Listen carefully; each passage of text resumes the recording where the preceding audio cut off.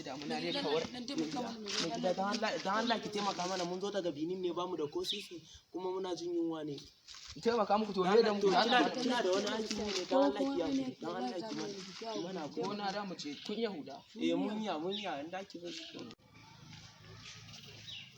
Ai yanzu da ku samu aiki. Mun kin taimaka mana mu kan.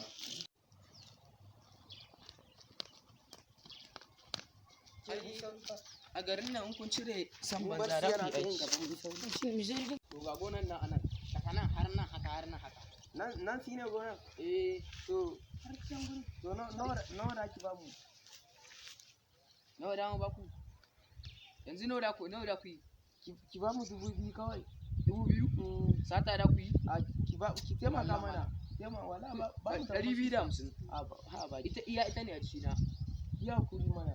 Ba mu. Za ku nuna mun wani magana banza ga kuɗin. Yanzu bari in je gida in dawo. Kar ki samu matsala. Kafin in dawo samu kun gama aikin nan tas. Da ki zo ki samu aikin ki kunya haka. Kar ki samu matsala ki je. Kai kunyan doya ne fa ba wai kunyan abin ba. Ki je kawai ki je. Ba damuwa sai na dawo. Ki zo mu miki yau bai san ba iya komai ba sai ya ba mu aiki.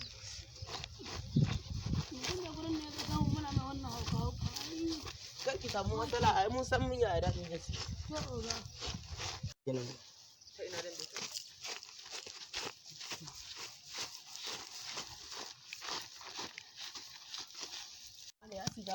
Wallahi bai san mun zo daga Benin ba mu. Kai ba ku kun kunyan doya ku zo ku na mun wannan shirman. Me wannan ba noma ne muna miki ba mu haka ne muna yi a Benin. A Benin?